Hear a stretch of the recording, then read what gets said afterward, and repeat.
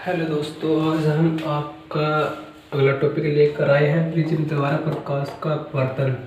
दोस्तों, इससे पहले हमने प्रकाश का अपवर्तन समझा और इसके द्वारा फिर हमने प्रकाश की उत्क्रमणीयता समझी और उसके बाद हमने प्रकाश के जो टॉपिक है इसमें क्रांतिक कोण और पूर्णांतरिक परावर्तन समझा। तो दोस्तों, आज टॉपिक है इसका नंबर 4 है और ये है प्रिज्म द्वारा प्रकाश का अपवर्तन। दोस्तों, इसमें एक सूत्र स्थापित करना पड़ता है, म्यू बराबर साइन ए प्लस डेल्टा एम। दोस्तों, डेल्टा एम यहाँ पर विचलन कोण है अपॉन 2 और इसके अपॉन में साइन ए अपॉन 2। तो दोस्तों, इसे सत्यापित करने के लिए हम पहले प्रिज्म द्वारा प्रकाश का जो अपवर्तन है, प्रिज्म का हमें डायग्राम इधर बनाना पड़ेगा। तो मैं दोस्तों प्रिज्म का इधर डायग्राम बना देता हूँ। दोस्तों, ध्यान से समझना। एक प्रिज्म हो गया,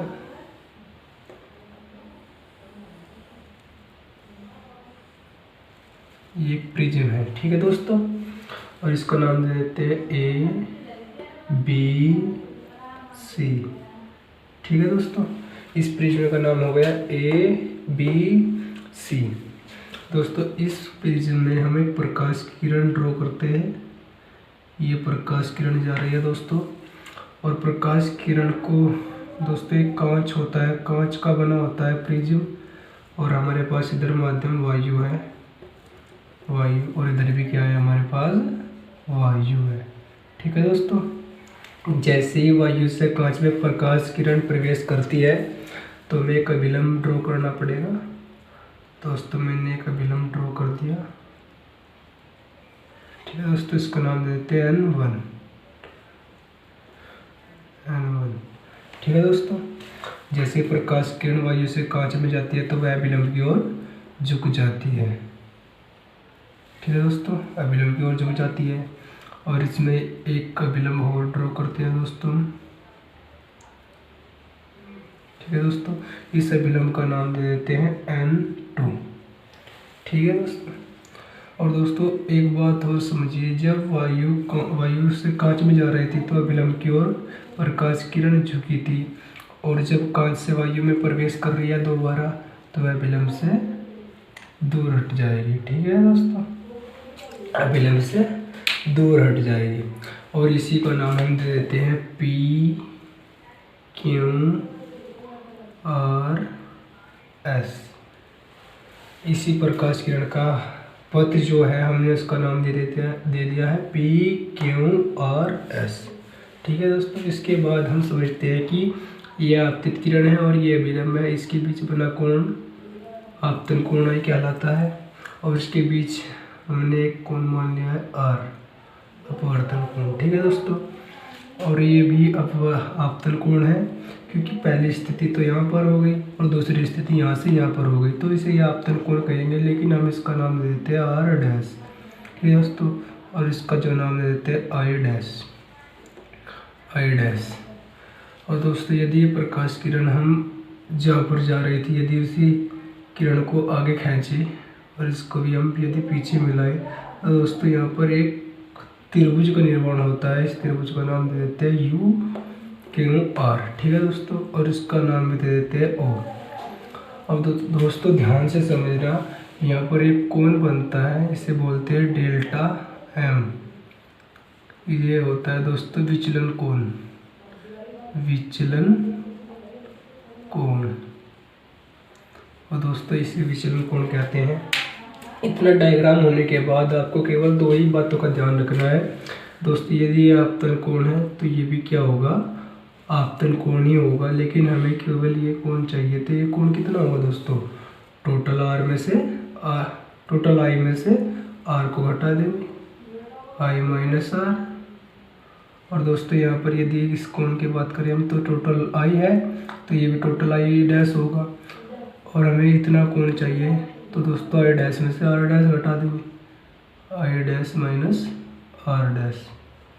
अब दोस्तों, ध्यान से समझना, पहले हम इस त्रिभुज की बात करते हैं फर्स्ट, फिर इस चतुर्भुज की बात करेंगे A Q O R, ठीक है दोस्तों।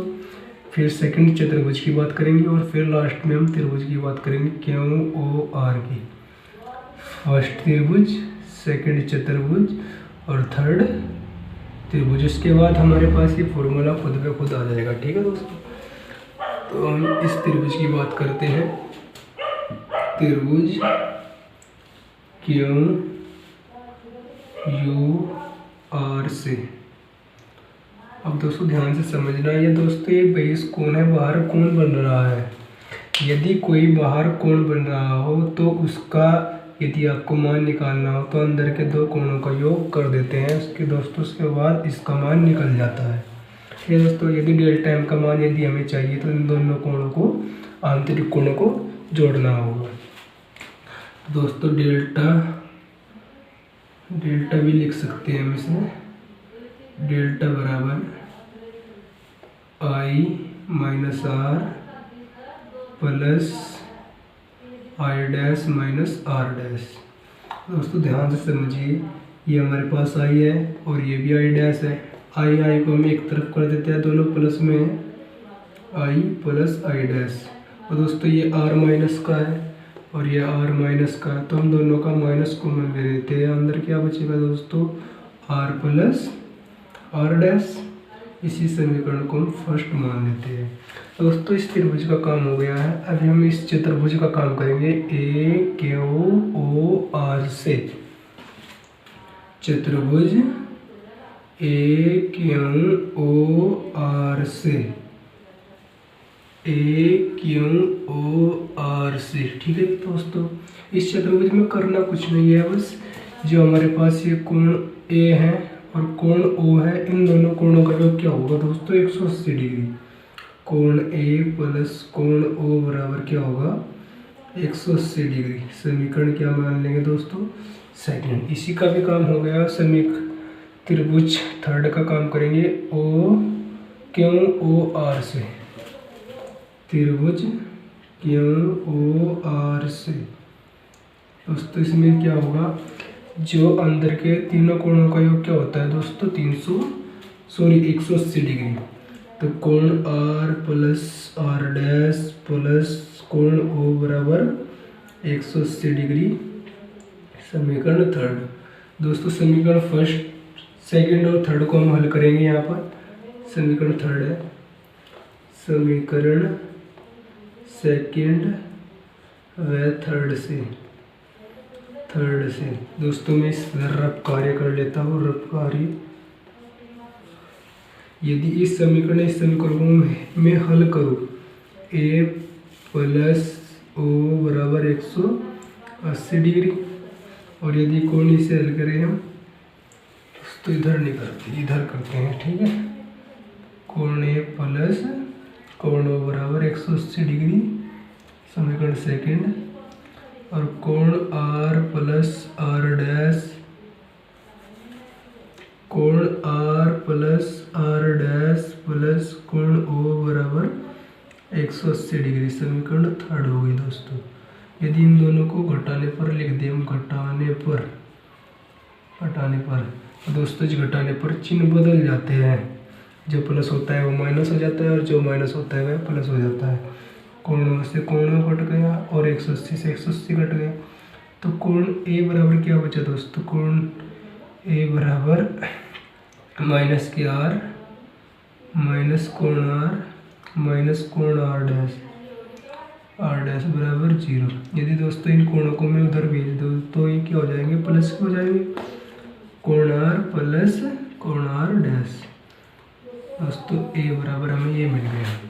यदि ये हम डायरेक्ट लिख दें यहाँ पर, कोण A बराबर R प्लस R डैश।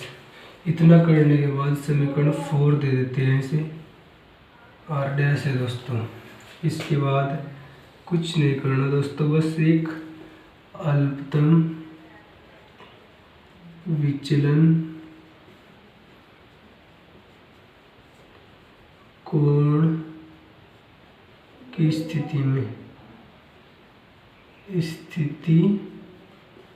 में ये कैसी स्थिति होती है दोस्तों, जिसमें हम क्या ये स्थिति बताती है कि जो आई डैश होता है वह आई के बराबर होता है, आर होता है आर डैश के बराबर होता है, और जो डेल्टा होता है वह डेल्टा एम के बराबर होता है।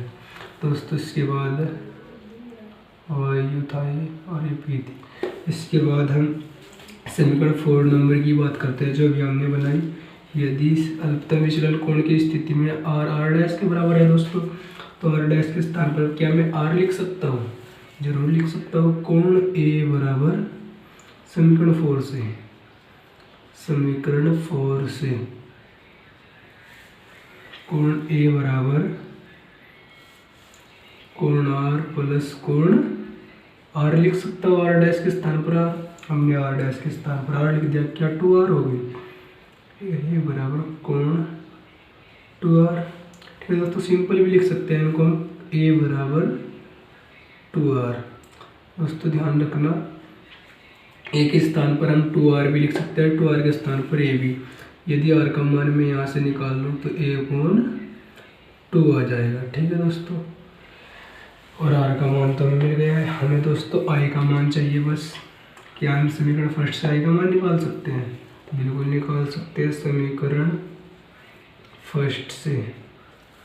क्या दोस्तों i डैश के स्थान पर i नहीं लिख सकते हम, और r डैश के स्थान पर r, और डेल्टा m के स्थान पर डेल्टा है, डेल्टा के स्थान पर डेल्टा है, तो डेल्टा के स्थान पर क्या लिख देता हूँ दोस्तों? Delta m। i डैश के स्थान पर जैसे ही मैं i लिखूंगा क्या 2i हो जाएगा? 2i माइनस क्या r के स्थान पर r डैश लिख सकते हैं? 2r। ठीक है दोस्तों, और 2i भी जो का तुम क्या 2r के स्थान पर a नहीं लिख सकते दोस्तों? माइनस a प्लस का तो ये इधर माइनस का, यदि इधर माइनस का तो इधर प्लस का आ जाएगा, तो a प्लस डेल्टा m बराबर 2i, और i बराबर क्या हो जाएगा दोस्तों?